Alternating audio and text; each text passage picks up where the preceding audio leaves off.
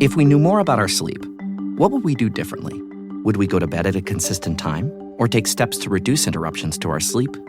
With Sleep Score, Apple Watch measures your bedtime consistency, interruptions, and sleep duration. Then, every morning it combines these factors into an easy-to-understand score from 1 to 100. So you'll know how to take the quality of your sleep from okay to very high. Know your sleep score with Apple Watch. iPhone 11 or later required. I'm JJ Virgin, PhD dropout, sorry mom, turned 4-time New York Times bestselling author. Yes, I'm a certified nutrition specialist, fitness Hall of Famer, and I speak at health conferences and trainings around the globe. But I'm driven by my insatiable curiosity and love of science to keep asking questions, digging for answers, and sharing the information I uncover with as many people as I can. And that's why I created the Well Beyond 40 podcast, to synthesize and simplify the science of health into actionable strategies to help you thrive.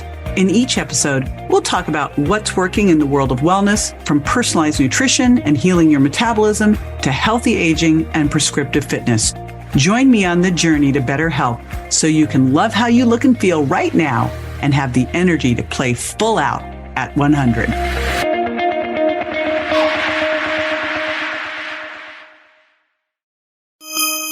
If you're considering or you're on one of the weight loss drugs like Wegovy or Ozempic or Mounjaro, this video is for you. I'm going to outline what you need to do to avoid the rebound weight regain and muscle mass loss. Oh, and the dreaded Ozempic face that you've heard about.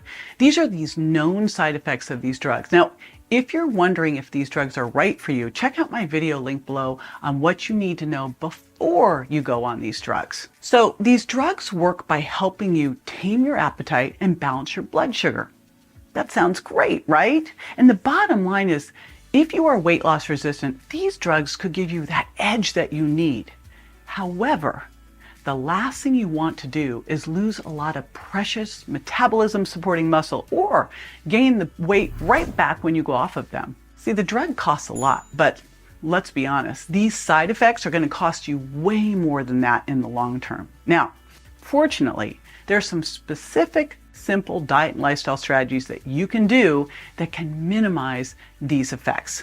So, first thing I want to do is address the issue of muscle mass loss and why this is such a devastating blow to your metabolism, and then what you can do to minimize it. Now, I love Dr. Peter Attia's The Drive podcast, and he said that Ozempic may prompt equal muscle to fat loss.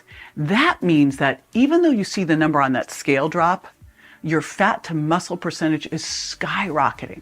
In an Instagram story, he noted that some muscle loss is, of course, always expected in weight loss patients, but drugs like Ozempic can exacerbate the issue. So here's the deal. Let's pull this whole thing apart. When you're losing weight, you're always going to lose a little fat-free mass. So your body, just so you understand this, your body is made up of fat and fat-free mass. Fat-free mass is everything but fat. So fat-free mass is going to be your bones, your organs, and your muscles, both your smooth and your skeletal muscles. It's also going to be all the things that support all of that. So when you lose fat, you'll never just lose fat because you also have some things that are just supporting the fat. Remember, fat is alive, but that's only like 3%. 3%, like if you lost 10 pounds of fat, you would only lose like 0.3 of a pound of that supporting the fat. So what we want to do as we're losing weight is we want to minimize the amount of fat-free mass we lose, and we want to really hold on to, or better yet, we want to build skeletal muscle. And here is why. Muscle, and these are said very carefully because I want you to be able to remember them, right? Muscle is your metabolic Spanx. What does that mean? That means it's going to hold everything in tighter. By the way, if you're worried about, I'm going to lift weights and get bigger, it doesn't happen. You lift weights, it holds everything in tighter. Muscle requires more energy to be on your body because muscle is constantly in this breaking down and building up, breaking down and building up. It's very energetic. So that is why it's metabolic Spanx. It's going to give you a better metabolic rate. That's how many calories you burn, right? But it's also a sugar sponge. This means that it gives a place for carbohydrates in the diet to go rather than get stored on your butt or your thighs or your belly as fat. And along with being a sugar sponge, it is the first place that you can start to restore insulin sensitivity. When your body is better at hearing insulin, then it's going to have better blood sugar control. One of the things that these weight loss drugs do is these weight loss drugs help you have better blood sugar control. So resistance training is one of the ways that we can do this. One of the things that can happen when you go on a diet is that you will start to lose muscle, right? You'll lose muscle and you'll lose fat. Here's why this is a problem. And I actually talk about this in another YouTube video where I talk about weight rebound, and it was all based on a study that looked at the biggest losers 6 years later. And the deal is if you lose muscle and fat, you're going to have this thing called metabolic adaptation after the diet. This is where your resting metabolic rate is lower than it was before the diet. This is always going to happen. What you don't want to have happen is have it be lower than it should. So we have a predicted resting metabolic rate that should be based on our body composition.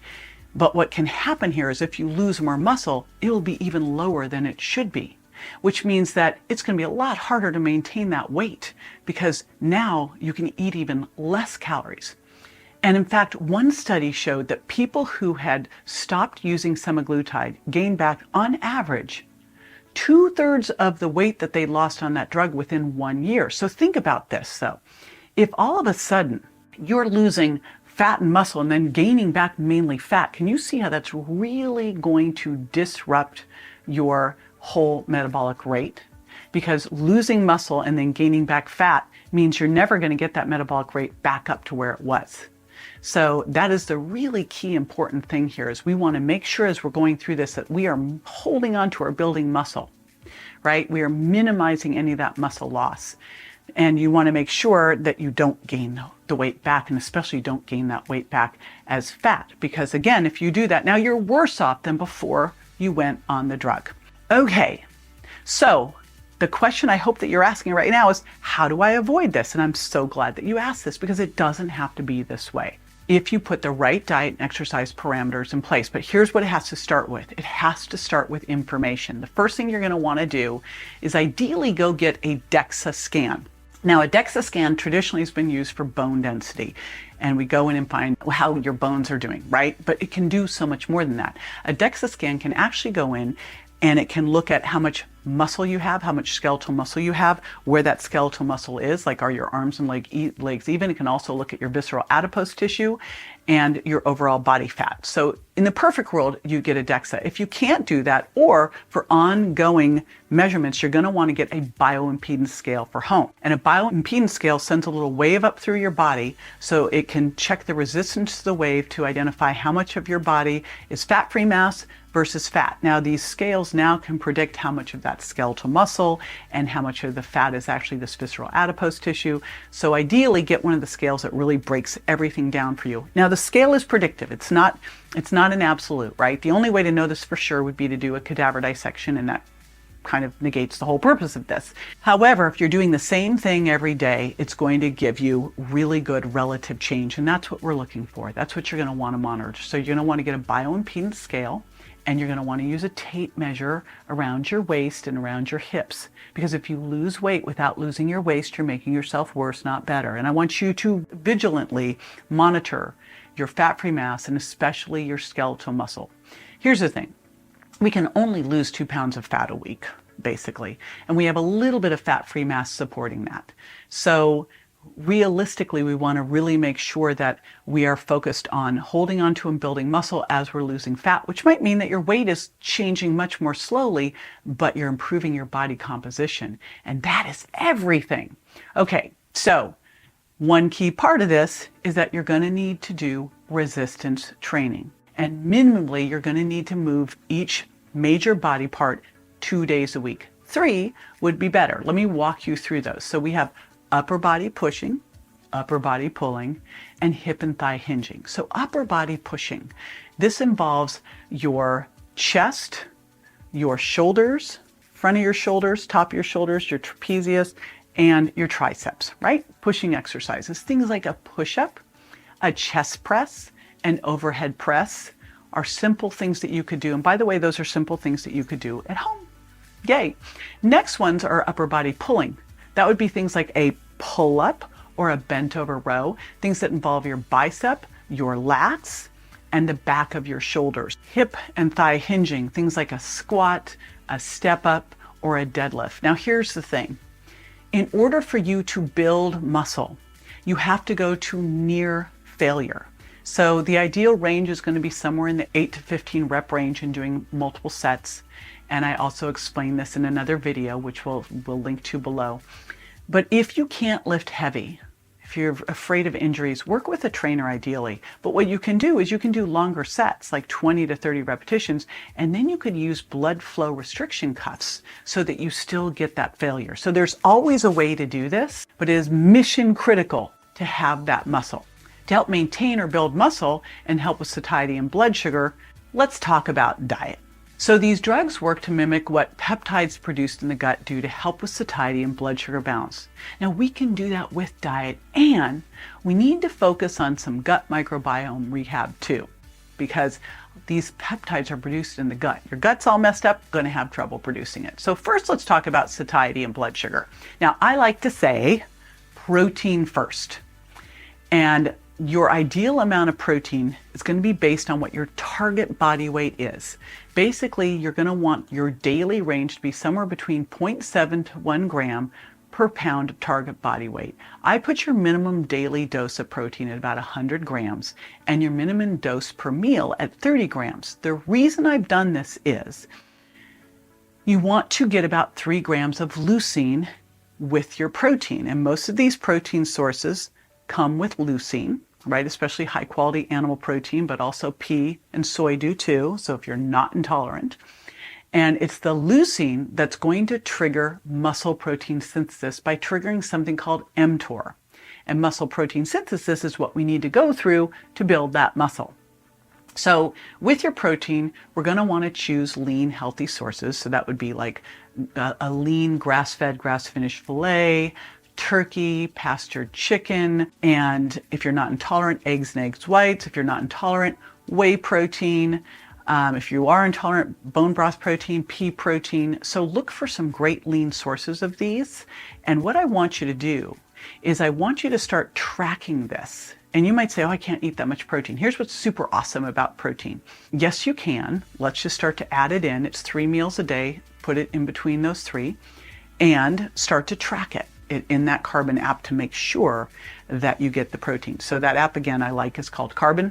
Check it out on the App Store and start to input so you really make sure that you're getting what you need. Because remember, what you measure and monitor, you improve. So we're checking your body composition. We're also going to make sure that you get your macros right. Specifically, we're really looking at protein. But when we think about both blood sugar and satiety, let's talk about how you can really help trigger that. Because we know that protein and fiber can really help stabilize blood sugar, right? And we know that when you eat protein first, and you also add fiber, especially from things like non-starchy vegetables and some healthy fat, maybe put some extra virgin olive oil on that salad, right?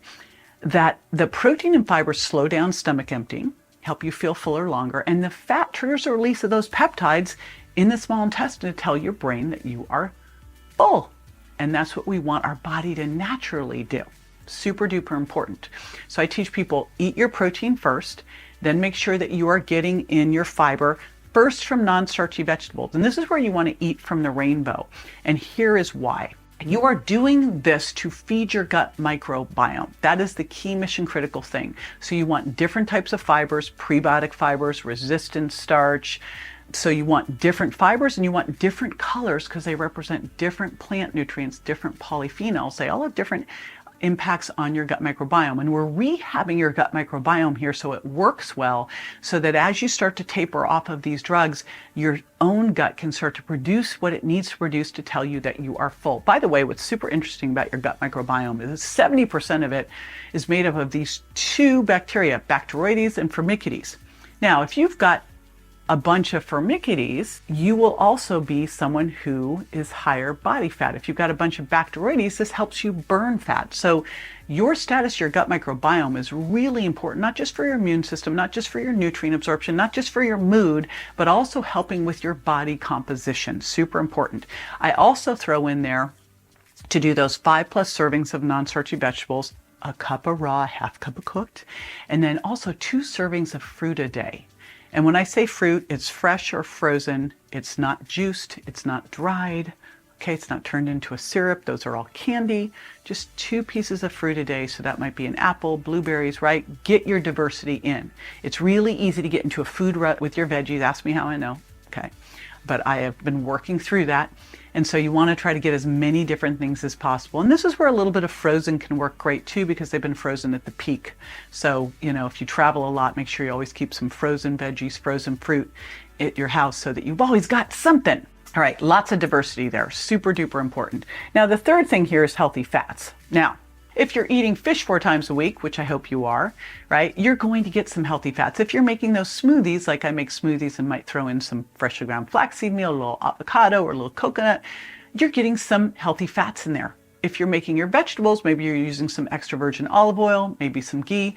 So likely you're probably getting a lot of the fat you already need, and you won't need much more of it. But if you do, use the whole fats first, things like avocados, nuts, and seeds. But again, track all of this to make sure that you're getting what you need in. Since you won't really have much of an appetite, we got to really make sure we're getting in that protein, we're getting in those vegetables, we're getting in those 2 fruits with a little bit of healthy fat. And if you need to divide it over 4 meals, just make sure you're eating within a 10 to 12 hour window.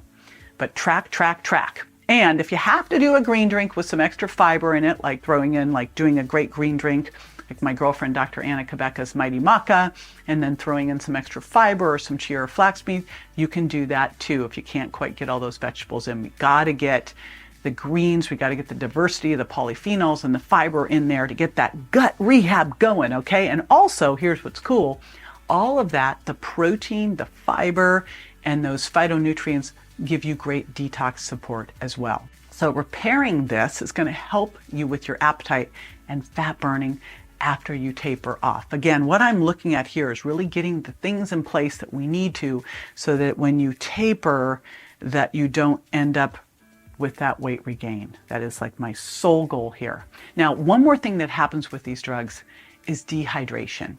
Now, hydration is a huge, huge deal. First of all, we need to be hydrated to detoxify well. And by the way, you're losing body fat. When you start to burn body fat, guess what? You are going to need to detoxify well, because toxins store in your fat. And as your body starts to liberate fat, if your body can't detoxify well, those toxins are now running around in your system. That is not good. What do you need to detoxify well? You need, number 1, protein, because it's what carries toxins out of the body. You need those greens and plants, because those help you free up the toxins as well. And you need the fiber. And then you need water as well. I tell people, you want to have at least half your body weight in water a day in ounces, half your body weight. And by the way, it doesn't just have to be water. It can be green tea. It can be some black coffee, but at least half your body weight. If you're sweating a lot, working out a lot, you'll want a little bit more. But here's why this is important beyond just detox support, and beyond now that we know that these drugs can impact not only you're not hungry, you're not thirsty. We already don't have a good thirst mechanism. So we've got to really focus, track your water just like you're tracking your macros. But here's the thing, if you're mildly dehydrated, number 1, it's going to slow down your metabolism.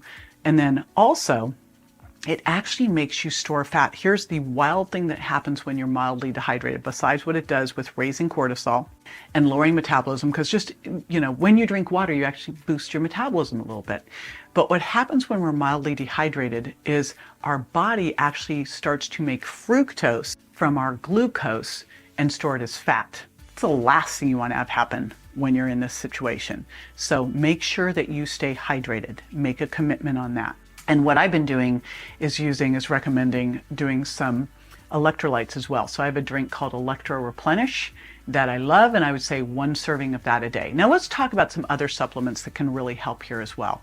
So you need a good foundational supplement, a daily multivitamin, mineral, antioxidant, essential fatty acid formula to make sure you're covering all your bases, since your calories are going down, right? We get our nutrients first from food, and then we supplement with supplements to make sure we're optimized. So I have a daily essential packets, 1 of those a day. Here's another thing that I want you to take, creatine monohydrate, super important here. So creatine monohydrate can help you. They've done studies in 2 different areas. It used to be like you only heard about it with bodybuilders, but so much interesting research is now coming out to help people avoid sarcopenia. That is losing muscle as we age. This is what we want to avoid here, sarcopenia. So creatine, the general dosing, and by the way, if you're more plant-based, you definitely need this. If you're a woman, you definitely need it. We're like 70 to 80% less creatine than men. But the general dosing is 3 to 5 grams.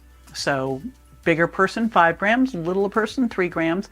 Now, what you need to do is take it every single day because you have to keep your tissue saturated. To get to tissue saturation, you'll want to take 5 grams 4 times a day for 5 to 7 days, because that will help you get to that tissue saturation, and then you just maintain it by taking it every day. So that's creatine monohydrate. Another one that I love is MitoPure from Timeline Nutrition. This is called urolithin A. They've done a ton of research on this. This is something that we should make from our gut microbiome, but only about 30 to 40% of us do that. And that's if we have a really well-functioning gut microbiome too, but that's a genetic thing if we can make this urolithin A from different foods like pomegranate.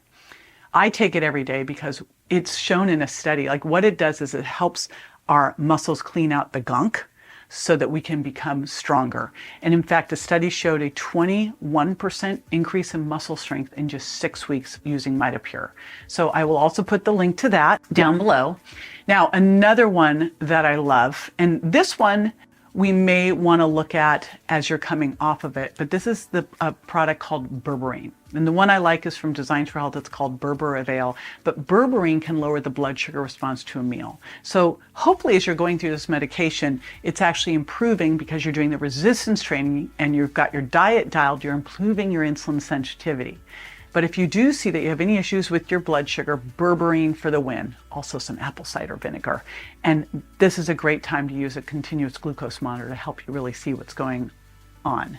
So I really like having all of this in place now, because here's the deal. What we are doing is getting your body ready so that you will be primed and you'll know exactly what to do as you taper off the medication, right? So you got to be tracking your macros, you got to track your body composition so that when you do come off of this, you maintain and continue to improve on your results. Again, I look at these drugs and I go, if you've been weight loss resistant, if you're just stuck, if you're insulin resistant, nothing's moving, this could give you the edge you want, but I want to make darn sure that you don't get worse from it because of these rebound effects. Now, measuring and monitoring your macros works best when you have a solid strength building plan. So if you're over 40 and you want to make the most of your gym time, you're going to want to learn how to optimize your body composition. So watch this next video where I discuss exactly how to do that. Be sure to join me next time for more tools, tips, and techniques you can incorporate into everyday life to ensure you look and feel great, and more importantly, that you're built to last. And check me out on Instagram, Facebook, YouTube, and my website, jjvirgin.com. And make sure to follow my podcast so you don't miss a single episode at subscribetojj.com. See you next time.